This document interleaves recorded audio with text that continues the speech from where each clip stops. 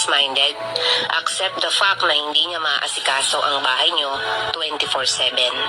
Kapag gusto mo naman sa babae ay inaasikaso ka full-time, accept the fact na hindi siya kumikita ng sarili niyang pera at may time na mapapabayaan ang kanyang sarili, kakaintindi sa'yo at sa anak niyo.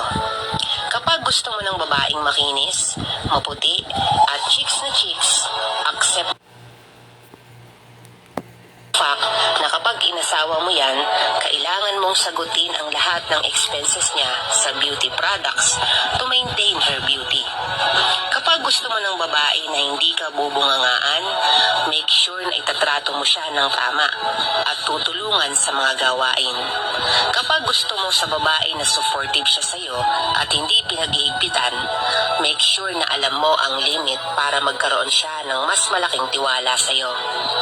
Remember, a woman is a reflection of how you treat her.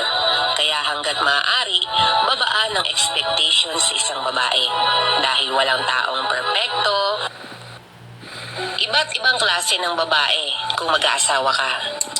Kapag nag-asawa ka ng babaeng independent at business-minded, accept the fact na hindi niya maaasikaso ang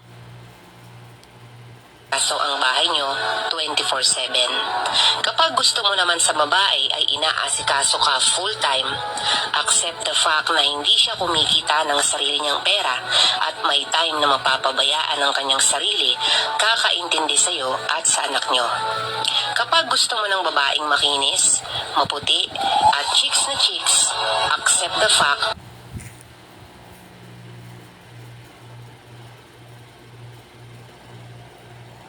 asawa ka ng babaeng independent at business-minded, accept the fact na hindi niya maaasikaso ang bahay niyo 24/7. Kapag gusto mo naman sa babae ay inaasikaso ka full-time, accept the fact na hindi siya kumikita ng sarili niyang pera at may time na mapapabayaan ang kanyang sarili, kakaintindi sa'yo at sa anak niyo. Kapag gusto mo ng babaeng makinis, maputi, at chicks na chicks, accept the fact na kapag inasawa mo yan, kailangan mong sagutin ang lahat ng expenses niya sa beauty products to maintain her beauty. Kapag gusto mo ng babae na hindi ka bubungangaan, make sure na itatrato mo siya ng tama at tutulungan sa mga gawain. Kapag gusto mo sa babae na supportive siya sa'yo at hindi pinag-iigpitan, make sure na alam mo ang limit para magkaroon siya ng mas malaking tiwala sa'yo. Remember, a woman is a reflection of how you treat her. Kaya hanggat maaari, babaan ang expectations sa isang babae. Dahil walang taong perpekto, iba't ibang klase ng babae kung mag-aasawa ka. Kapag nag-asawa ka ng babaeng independent at business-minded, accept the fact na hindi niya maaasikaso ang bahay niyo 24/7. Kapag gusto mo naman sa babae ay inaasikaso ka full-time, accept the fact na hindi siya kumikita ng sarili niyang pera at may time na mapapabayaan ang kanyang sarili, kakaintindi sa'yo at sa anak niyo. Kapag gusto mo ng babaeng makinis, maputi, at chicks na chicks, accept the fact na kapag inasawa mo yan, kailangan mong sagutin ang lahat ng expenses niya sa beauty products to maintain her beauty.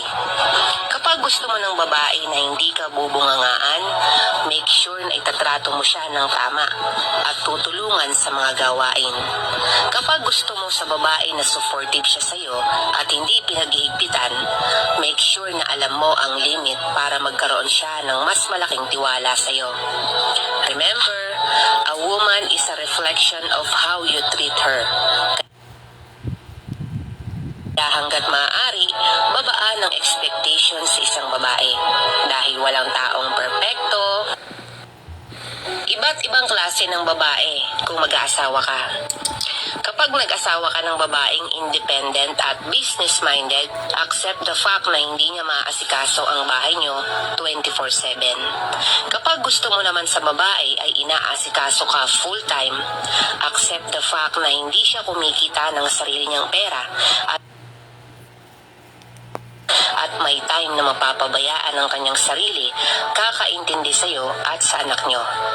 Kapag gusto mo ng babaeng makinis, maputi, at chicks na chicks, accept the fact na kapag inasawa mo yan, kailangan mong sagutin ang lahat ng expenses niya sa beauty products to maintain her beauty.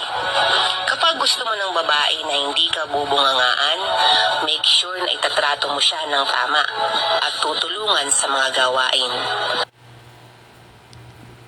Kapag gusto mo sa babae na supportive siya sa'yo at hindi pinaghihigpitan, make sure na alam mo ang limit para magkaroon siya ng mas malaking tiwala sa'yo.